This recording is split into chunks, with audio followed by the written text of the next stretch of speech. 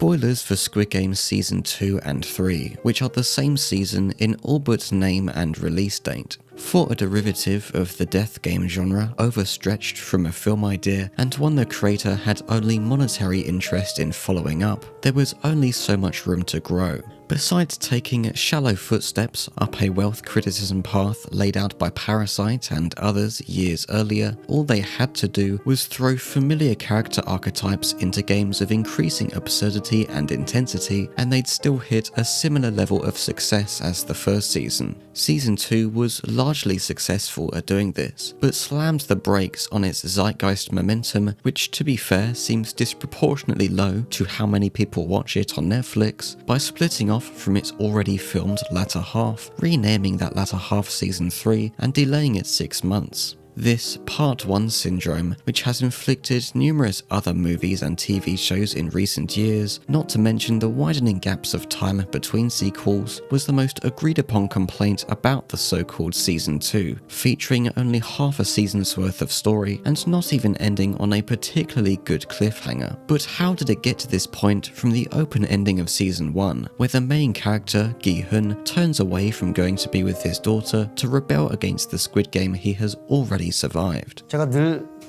요새 하고 다니는 말인데, 오징어 게임 2가 재미없으면 이 세상에 재밌는 것은 없다. 이게 재미없으시면 그냥 우울하신 걸 거예요. They couldn't have the Squid Game without any challenges, so they had to contrive a way for Gi-hun to make his way back into the game, starting with him stripping completely naked in a public bathroom and cutting an implant out from behind his ear. Its obvious placement, which he manages to find within moments of prodding around, raising the issue that no contestant throughout Season 1 noticed them on themselves or anyone else, even though this is the spot they've seen the pink soldiers scan on the contestants' corpses. At least I don't remember the existence of this implant being brought up, so it can't have been a big deal if it was, though I really feel like it should have been of some concern to people unconsciously transported to an unknown location. After a time skip, Gi-hun is hiding out in an empty hotel without the red hair everyone made fun of him for having at the end of Season 1, using his stacks of cash to hire loan sharks to track down the guy who recruited him in the subway. They do find the same recruiter playing the same recruitment game because apparently the Squid Game organization doesn't care about anyone recognizing him and connecting him with the 500 people that disappear at the same time every year. Although they foolishly confront him instead of keeping their distance and waiting for backup, the twisted rock paper scissors he forces them to play, as well as the deranged mess he makes of a pile of bread in front of the local homeless, are considered some of the highlights of the season, mostly attributed to the actor's performance. But it's also amusingly colourful that the character is so lovingly committed to his job, and only Gi-hun's own brand of insanity serves as the foil to defeat him at his own Russian roulette game. Gi-hun could have just taken the gun and shot the recruiter in the head, but that he takes such righteous pride in his principles is kind of the vague point of Season 2 and 3. Gi-hun teams up with the detective from Season 1, who found him after so happening to stop him for speeding. They hire mercenaries who completely fail to tail Gi-hun after he is led into a limo around the back of a nightclub, their tires taken out by a sniper on top of a building, rather than any inconspicuous outmaneuvering that would indicate less incompetence on the part of each team. Unfortunate, given the frontman wasn't just referencing the Matrix and spewing such thematic summaries as "the game won't end until the world changes" through a piggy bank speaker. He was sitting shotgun in the limo, and they could have captured him and ended the story right here. Instead, in order to continue his rebellion, Gi-hun has no choice but to re-enter the game. When Gi-hun wakes up in the game, he proves he's still the same old idiot by signing the consent form and entering the courtyard of the red light green light challenge that was too iconic not to repeat, gambling entirely on his crew coming to his rescue by tracking his location from a tooth implant that he is too late to discover the absence of.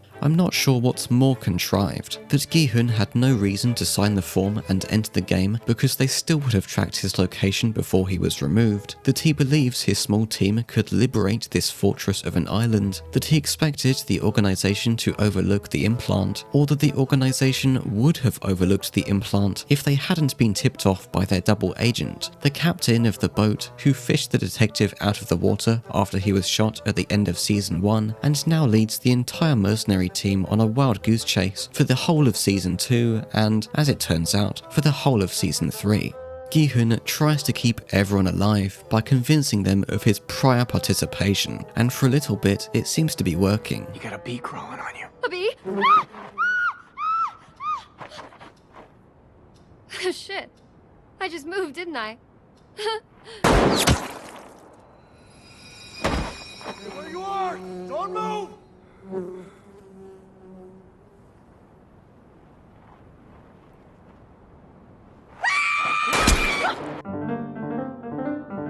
There are positive changes to the Squid Game in Season 2, and they include the voting system, the frontman's personal involvement in the game, and the new challenges. In the first season, the contestants voted once after the first challenge. If they left, they forfeited the prize pool, which did end up happening, and if they continued, they were locked in to see the game to its end or their end. In Season 2, they get to vote after every challenge, and if and when they vote to leave, the prize pool is evenly split amongst the survivors. They also create additional entertaining tension between the two divided sides by giving leave voters an X badge and continue voters a circle badge as visible reminders of their choices, of course eventually leading to each side targeting the other in an effort to tip the vote, and causing some to regret their choice to continue after it led to the death of a friend. But more importantly, creating that frustration for us and the leave voters, watching half of everyone keep voting continue. Clearly, how the vote reveals loyalties and drives conflict was meant to be the underlying cause of character drama this season.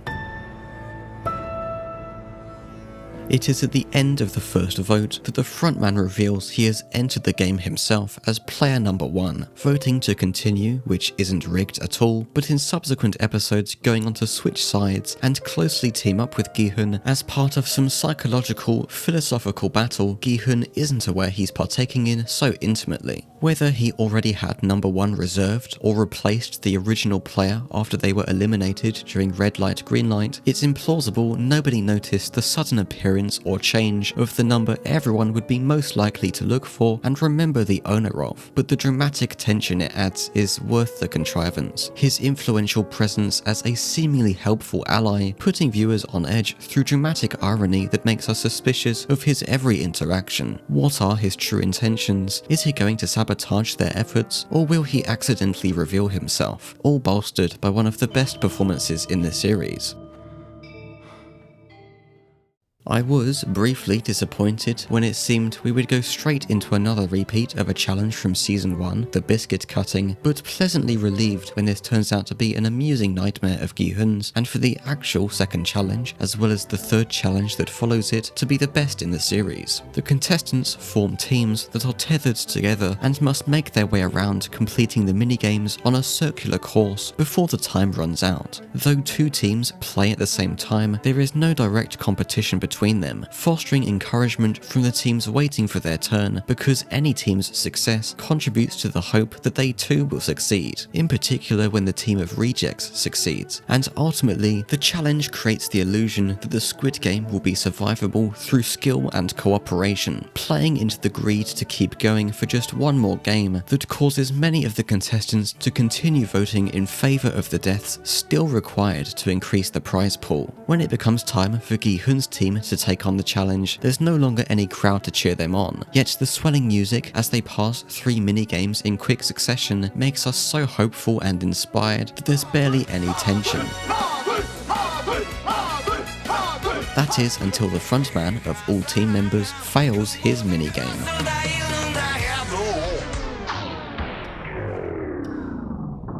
It's ambiguous whether the frontman's repeated mistakes costing them precious time are genuine blunders or a calculated effort to dump all of the pressure on Gi-hun to beat his minigame at the last second. Maybe he's toying with them, wanting to test if the team will fracture and turn on each other under stress like some of the others, but it's a bit far-fetched he's willing to risk Gi-hun failing and getting everyone, including potentially himself, killed, especially if the pink soldiers policing the challenge aren't aware of his identity as the frontman and go straight for a headshot. When he finally clears his minigame, the music kicks back in to lift the mood, only for the tension to spike again when the frontman has to help Gi-hun finish his minigame by launching their conjoined legs forward. I can sort of go along with the idea that, despite his usually robotic competence, he is unhinged enough, like the recruiter, to gamble like that. But what I like the idea of even more is that his mistakes and the frustration at making them are authentic, adding a more interesting dimension to the mind games he's playing with Gi-hun, with higher stakes than if the frontman had constant, invulnerable control over everything. And rather crucially, it helps set up, as cliche as it sounds, they aren't so different.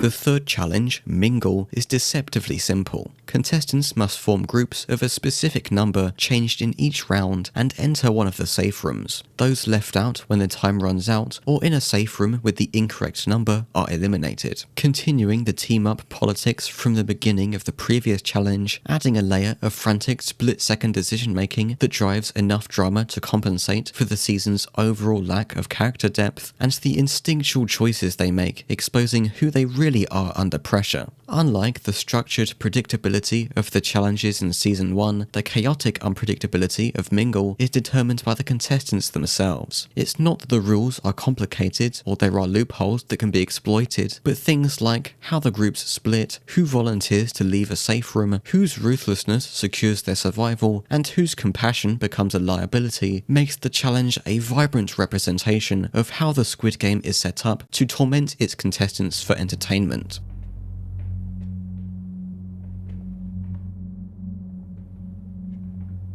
Anticipating a night attack from the physically stronger circle voters who realise they are unlikely to win the morning's revote after a bathroom brawl cost them several members, Gi-hun convinces his group to commit to a laughably implausible plan. They will hide under the beds, which apparently follow video game stealth logic and probably would have given them enough defensive advantage to fend off the circle voters, and wait for the rest of the ex-voters not part of their in-group to be massacred. Then they'll play dead amongst the bodies so that when the pink soldiers come to scan them, they can leap up, steal their guns, and launch an attack on the Squid Game facility. That this actually works, with no one in their group getting shot during the ambush, is a suitable beginning to a disappointing action set piece. It's already a stretch that Gi-hun is willing to gamble everything so early, sacrificing enough ex-voters to sabotage a revote that could free them all, effectively forcing himself and those he brings with him on this action hero fantasy into an all-or-nothing coup. They seize the sleeping room from the pink soldiers and manage to break out through a side door with shatterable glass and a perfectly accessible lock without being gassed asleep.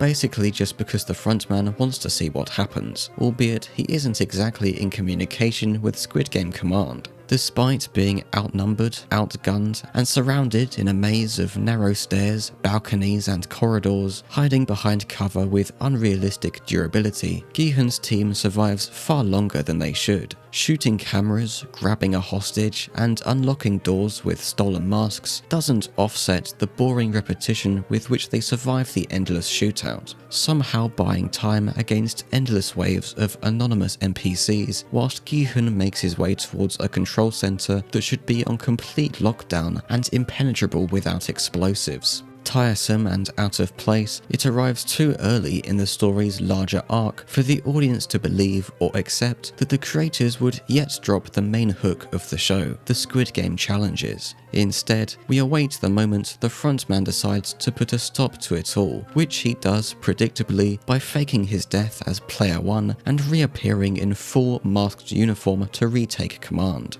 how he and 2 extras he shoots in the back are able to sneak around and flank a group of armed pink soldiers unnoticed when they should know the layout almost as well as him makes as little sense as anything else in the episode. And why would the path to the control center, or wherever this is, even be such a maze? There's no confirmation that this is all just a rare special episode, sometimes known to occur during the in-universe Squid Game broadcast, even if that is how I'm headcanon explaining why it's allowed to happen.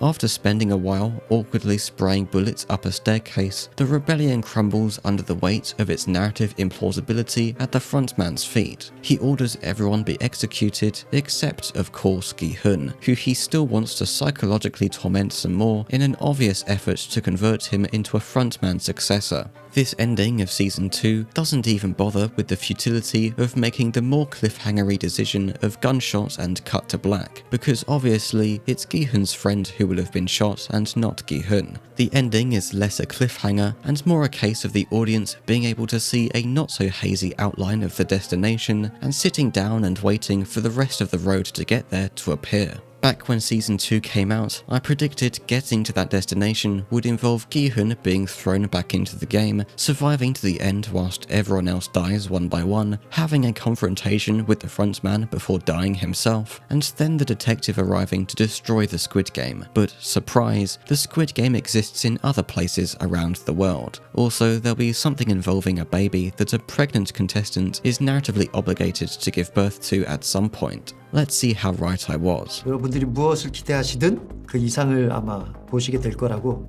감히 또 자신 있게 한번 말씀드려보고 싶습니다. 6월 27일. See you on Netflix.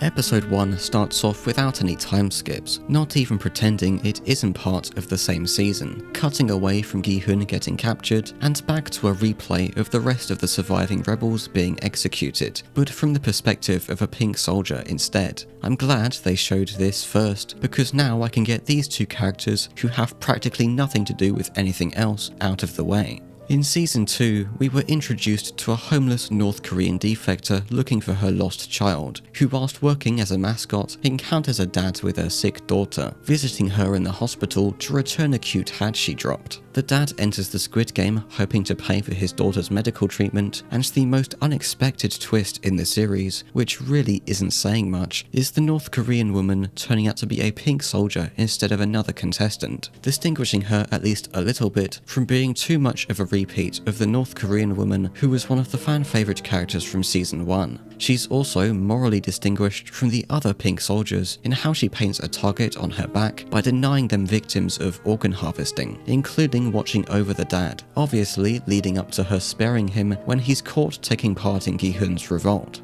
Her motivations or inner conflict barely developed, she can't exactly be called interesting beyond providing us the pink soldier's perspective, so the hope was Season 3 would go on to justify the time spent developing her and the dad. Otherwise, they'd just be 2 more shallow examples of the kinds of people the Squid Game takes advantage of. Unfortunately, the extent of their story in Season 3 is this. North Korean woman shoots the dad non-fatally and scans his ear implant thing, which apparently relays the same information regardless of whether a contestant is dead or alive, and seems like a great opportunity for any contestant in the history of Squid Game to have stolen a scanner and staged their death. Why are the scanners set up to risk such an occurrence or to enable something like organ harvesting, which she now pretends to go along with to hide the dad, clean up his bullet wound, give him a pink uniform and send him home on a boat, with a bit more shooting along the way. She proceeds to take out the supervisor in his office because he doesn't stop her crawling to a gun in the elevator, destroys the dad's file and investigates her own file in the hopes of finding out something about her lost daughter.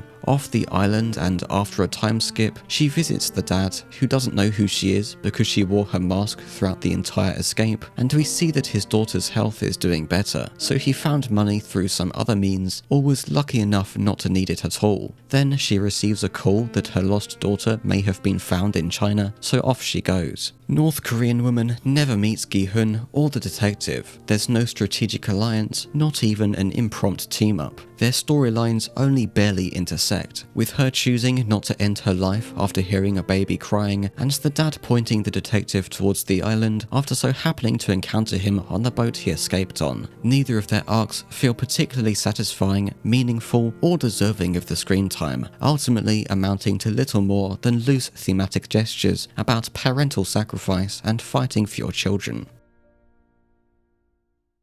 After Gi-hun's failed revolt, he's brought back into the sleeping room in a coffin, screams to be killed, and spirals into depression. The show starts signalling what I'm sure we all at least half expected was the point of the frontman messing with him, that he's becoming unhinged enough to become the frontman, so to speak, telegraphed through the shaman woman taunting him until he strangles her, and then literally turning his anger towards player 388 after learning of how he didn't return with the ammo they were running out of during their shootout. Ammo retrieved from the pink soldier's pockets that they somehow didn't notice when initially acquiring the guns in the sleeping room. They kind of try to treat his cowardice and admittance he isn't actually ex-military like it's a twist, but it was always obvious he was lying about being ex-military to seem cool. We never learned anything else about him, so like all of the characters this season, he was a predictable, one-dimensional archetype with a personality stapled on top. Why am I speaking about him in the past tense? Because Gi-hun kills him during the next challenge, which is basically just hide and seek with knives. Those assigned to the red team must hunt and kill at least one contestant assigned to the blue team before the time runs out. Before it begins, contestants are given the option to switch team color with someone else, but player 388 isn't able to, confronts Gi-hun about his stupid revolt being at fault for getting them all killed when they should have just used the guns to take out the circle voters, and spends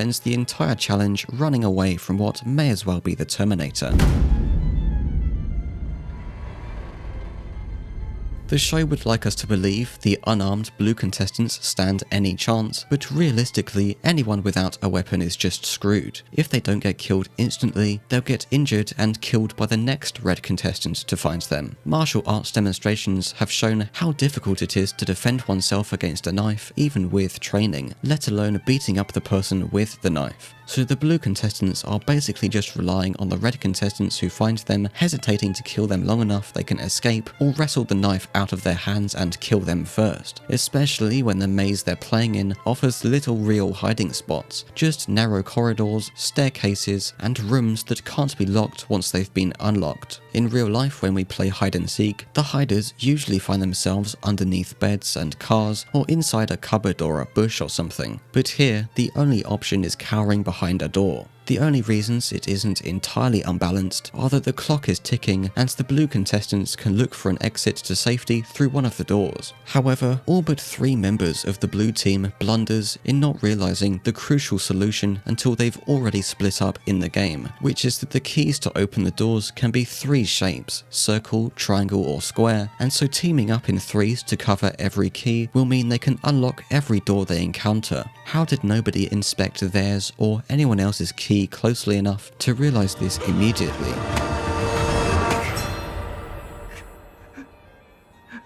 I expected Gi-hun to redirect his rage towards anyone more responsible he can find, like the shaman woman who radicalized others into switching vote, or the ringleader of the circle voters, player 100, which could have made the audience conflicted to root for Gi-hun trying to kill the most hated contestant, but instead, Gi-hun reaffirms his desire to kill 388, and then, after strangling him to death as the frontman watches from above, collapsing with guilt and immediately trying to kill himself. Meanwhile, the only 3 likable contestants we have left to root for move through the doors as a group, until pregnant girl breaks her ankle going up some stairs and then goes into labor, because of course that would happen during a challenge where they have to keep moving or stay hidden. Not that the episode makes much of the tense situation, cutting away from almost the entirety of a conveniently quick and clean labor. And if you were 9 months pregnant, why the hell would you join a mysterious game show and then sign the consent form after being gassed asleep and transported to an unknown location?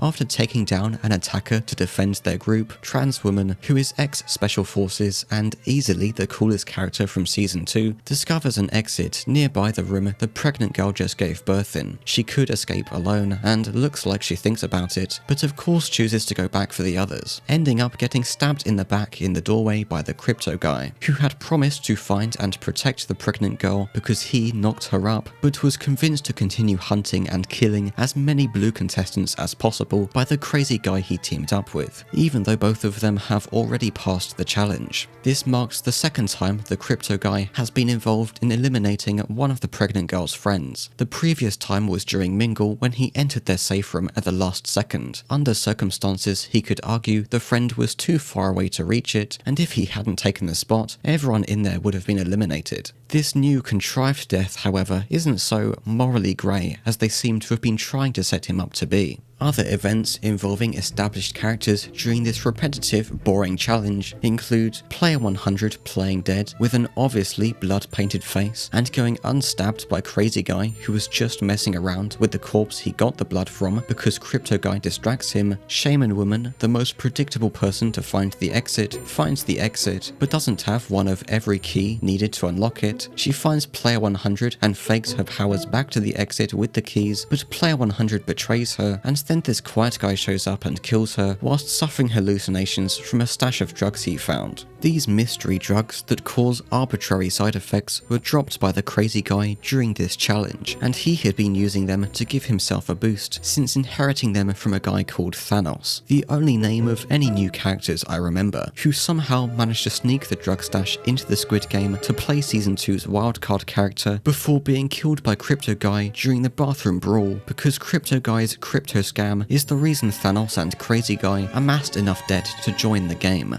With this dwindling drug supply, the quiet guy manages to pass one more challenge in loopy drug mode, but then somehow, after one day of consuming a couple of pills, suffers withdrawals to the same hallucinatory effect he had whilst on the drugs and dies during the final challenge out of his mind. He killed the shaman woman at a different exit to the one the pregnant girl and old lady use, giving them the space for curly-haired glasses guy to arrive, still needing a kill to pass the challenge. The problem is, he's the old lady's son, and although she offers herself to be killed, he goes to kill the baby or the pregnant girl, and the old lady stabs him instead. Of course, two related contestants would end up in a situation they have no choice but to eliminate the other. 금자가 용식을 죽일 것이다. 봤어요. 깜짝 놀랐어. 오, 진짜요? 맞추기 어려운데. 나 깜짝 놀랐어. 그거 내가 Gi-hun snaps out of his depression because, before hanging herself in the night, the old lady tells him to protect the baby. After all the time she spent caring for the pregnant girl, you'd think protecting her and the baby would be the one thing she'd want to live for, especially after losing her son. But the half-baked idea is obviously that the guilt from killing him, choosing the baby over him, was too much to bear. In hindsight of what happens at the end of the next challenge, however, it just feels like another character being discarded the moment their predictable narrative function was fulfilled, help deliver the baby and eliminate her son, the former of which wasn't required much anyway because it was the fastest, easiest birth ever, and the baby remains invulnerable for the rest of the show. A pink soldier decides the baby will have to complete the next challenge, which is to cross a narrow bridge while playing jump rope. All right! Oh, you're awesome, 456! Wow!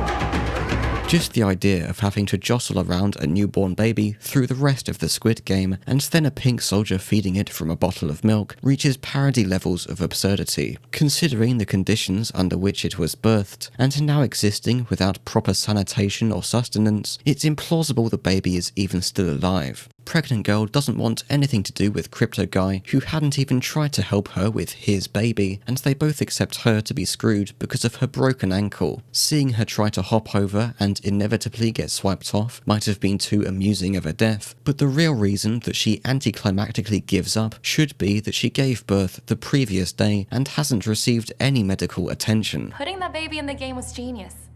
Made it twice as fun and dramatic. Glad you enjoyed it. I had no idea the game would turn out like that. Unless given prior instructions, the pink soldiers in the jump rope challenge seem to have unilaterally decided the baby would have to cross the bridge as though it were a contestant. And now, with the VIPs discussing whether the baby should be considered a contestant, the frontman convinces them it will make the game more interesting if the baby takes the mother's number. Player 222 is back from the dead, thanks to her baby. This is a bigger twist than the resurrection of Jesus.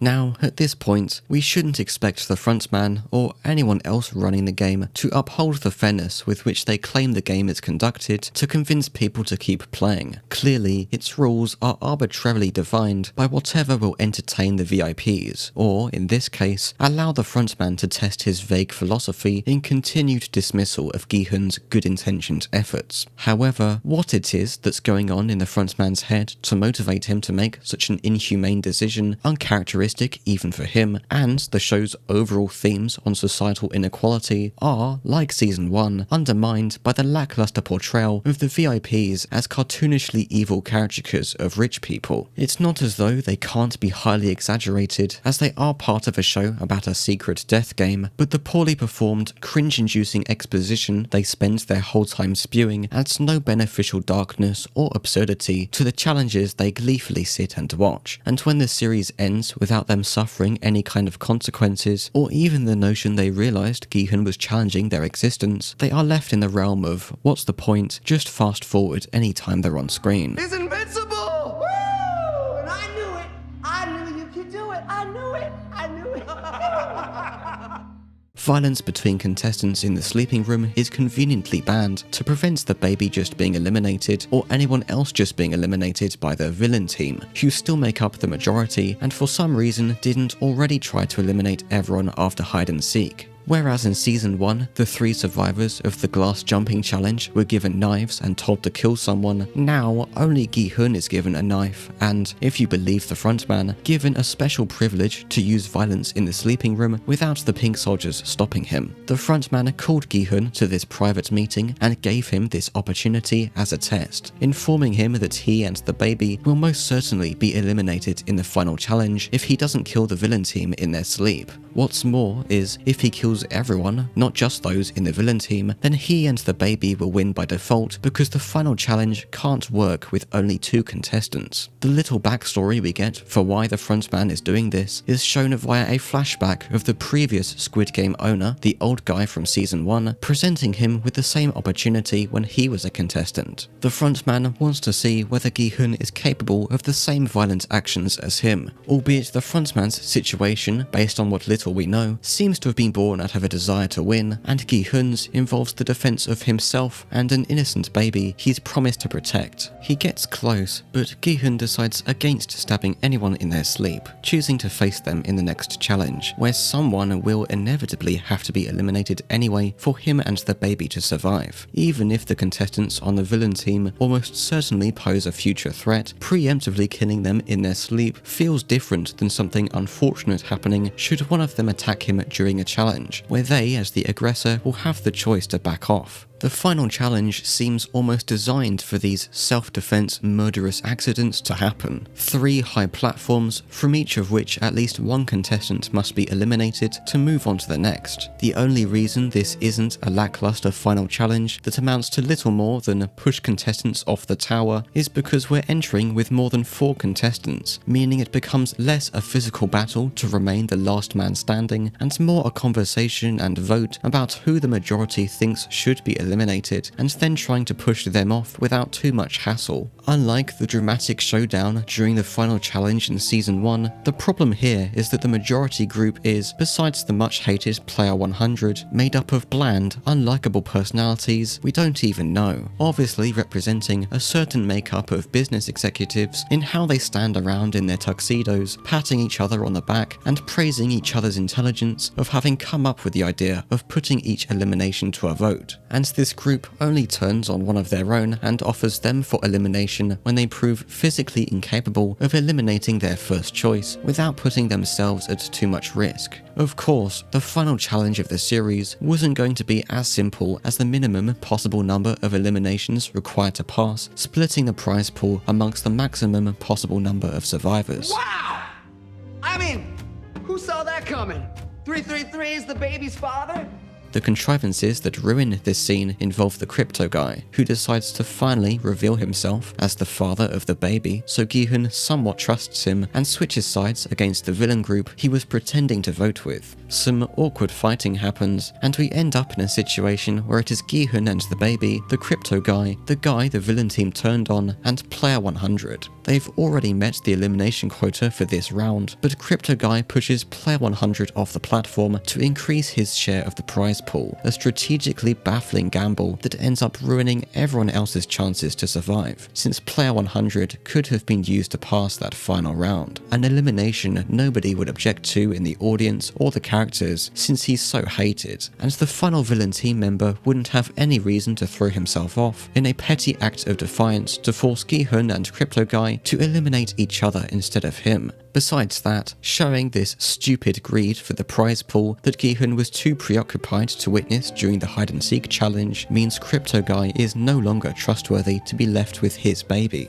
If Gi-hun did willingly eliminate himself from the final platform, who's to say Crypto Guy wouldn't just chuck the baby off to give himself the entire prize pool? The broken narrative logic there is that Crypto Guy would effectively own both his and his baby's shares of the prize, and Gi-hun seems to believe he is the baby's father since his flashbacks convince him that's the case. But let's not think about that too much. The real problem is the underdeveloped shift in Crypto Guy's character to facilitate this scenario. He was always pragmatic but emotionally flawed, like a younger version of Sang-woo from season 1, or even the frontman. Becoming his successor instead of Gi-hun being a direction it crossed my mind they might take. His willingness to put himself at risk does have its limits, but how abruptly he abandons his protective morals and desperately dangles the baby over the edge of the final platform doesn't leave much room for ambiguity of whether he actually would have killed the baby had he not been eliminated whilst fighting Gi-hun. It's not just that the show rushes through a character arc the audience hadn't had the time to emotionally keep up with, but that they'd walked him down a certain redemptive path only to copy and paste him over to a different destination his prior actions made us think he wasn't heading for. A broken narrative promise, perhaps intended to subvert expectations, but really doing little more than giving the character an unsatisfying end in service of Gi-hun's story, contrasting his morals in the most extreme way possible. 시즌 1과 2를 쭉 3까지 쓰다 보면서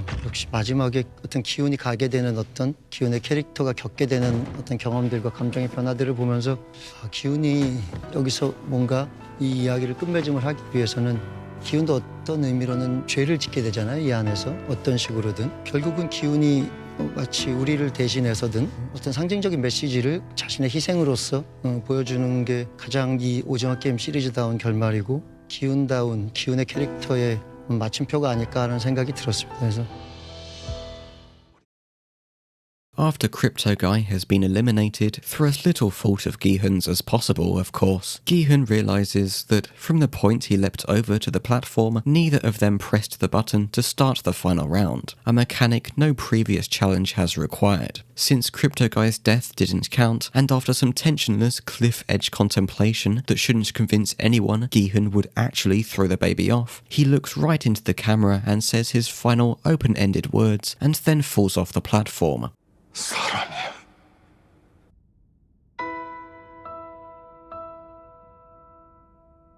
There's some completely emotionless shots of the VIPs in their ivory tower, the frontman in his silly low-poly mask, and the North Korean woman watching the baby, the winner, lying alone on the platform in the hopes it'll make for a poignant enough climax that the series doesn't fall flat. From the reveal of the pregnancy, this was always predictable, and from the moment the baby was officially considered a contestant, it was inevitable. The season and the series would end with everyone dying to save the baby, although everybody remaining at the end besides Gi-hun and maybe Crypto Guy didn't care about the baby and just saw it as a free elimination. The last and only true innocent, who didn't even sign the consent form to enter the game, is the only acceptable survivor for an excruciatingly obvious mysterious, bittersweet ending that involves Gi-hun sacrificing himself for a symbol of the hope we put in future generations that nobody can argue passes for an actual character. It's so predictable, it feels like the entire season was on autopilot. Most of the time, I was dreading the moment they would finally introduce the baby, let alone it becoming a contestant and being carried through the challenges in a makeshift arm sling made from Gi-hun's jacket, especially if they're not going to make any effort to conceal the contrivance of its narrative convenience. This baby has as few bodily functions as its CGI existence suggests, and when we only care about its well-being by default of it being an innocent baby, and as an extension of Gi-hun's philosophical success over the frontman, such nitpicks really don't help. I can understand what the baby represents thematically, whilst thinking it's a cheap narrative addition they didn't put enough effort into accommodating that instantly sucks in and destroys every other interesting possibility. The creator's original ending idea, one where Gi-hun survives and escapes the island to reunite with his daughter in America, could have struck a better balance between the nihilistic futility to fight the machine and the possibility that the good people can have an impact and still survive, without the cheap cruelty of forgetting to press a button, striking down Gi-hun's final health point at the finish line after all his friends already died, as if their collective selflessness hadn't already made its point. Whether Gi-hun's sacrifice significantly changes anything in the mind of the frontman, the only guy who even really knew what he was going through and what his death represents, is ambiguous. Sure, he's moved by this one contestant disproving his philosophy with the ultimate sacrifice at the end, but everything he does afterwards come across as professional courtesies he would have done regardless. He blows up the Squid Game island because, alright, there was that whole detective boat subplot. The boat captain leading them on a wild goose chase was always obviously working for the frontman, because how else would he have fished the detective out of the water in season 1? But it takes the loan shark going to investigate his house and the captain shooting up the boat, because that's what the frontman told him to do if things went south, for the detective to finally find him out. The useless detective finds and infiltrates the Squid Game island with the help of escaped dad on his boat, just as it's counting down to self-destruct, and when reaching the scene of the final challenge, a little too late to stop Gi-hun killing himself, he shouts out nothing of substance as the frontman, baby in hand, makes his amusing exit down the elevator in the middle of the platform. After years spent searching for his brother and the mysterious Squid Game, no confrontation or conversation or even clarification of what the frontman's motivations are at this time. Given the frontman and Gi-hun barely conversed in their meeting between the jump rope challenge and the final challenge, the frontman and the detective having a bit of a conversation here could shed some light on what, if anything, has changed since the white limo conversation. But the frontman simply vanishes along with the VIPs. The detective returns home without lamenting how he'd failed to help Gi-hun, not that their plan ever seemed likely to succeed, and after a time skip, the frontman gives the detective the baby, distracting him with a new purpose, instead of it ending up in the hands of North Korean woman as she seemed set up for, and gives Gi-hun's daughter his winnings from the first season, along with some Squid Game memorabilia that definitely won't tempt her to investigate exactly what happened to her dad all those years ago. Although if she does show up again at all, I doubt it'll be more than a cameo in the American Squid Game spin-off, teased at the end here with Cate Blanchett recruiting someone in a Los Angeles alleyway.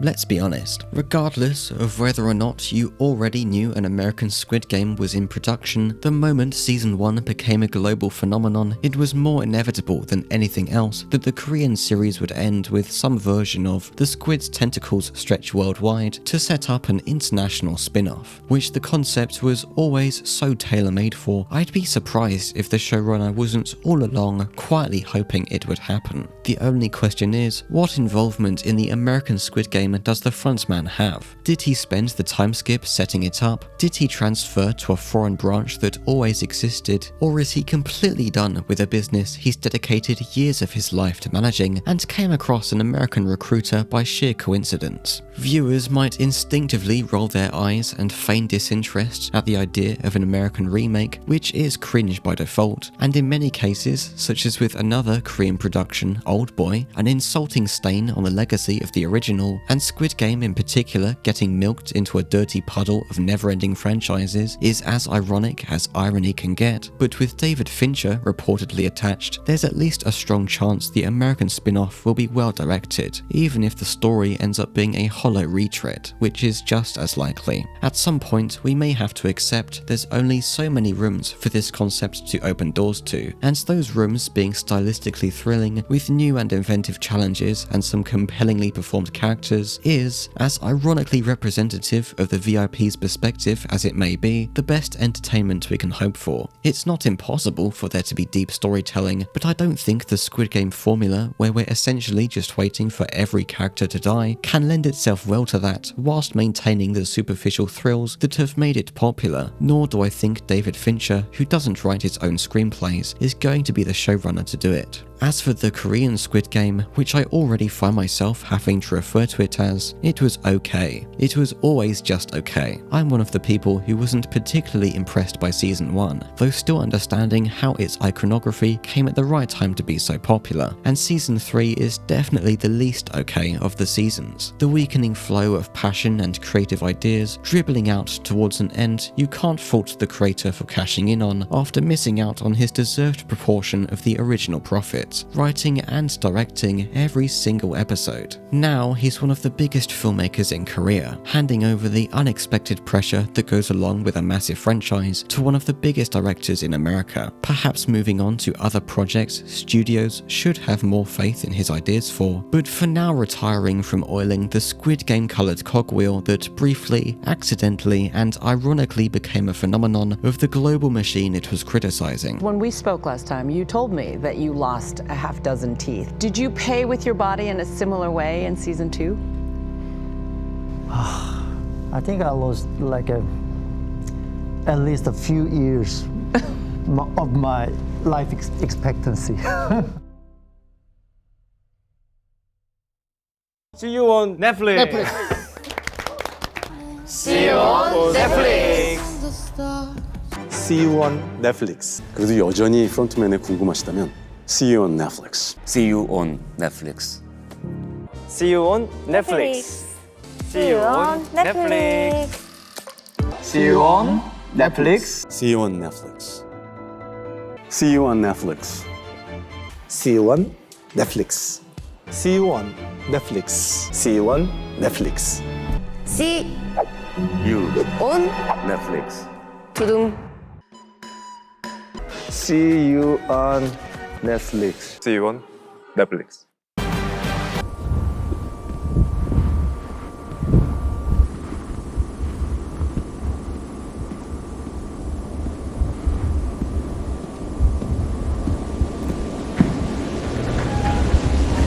See you on Netflix.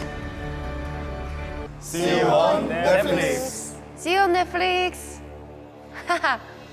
시리즈의 마지막 오징어 게임 시즌 3는 오직 넷플릭스에서. See you on Netflix. See you on Netflix. See you on Netflix. See you on Netflix. See you on Netflix. 그럼 넷플릭스에서 만나요. See you on Netflix. See you on Netflix. See you on Netflix.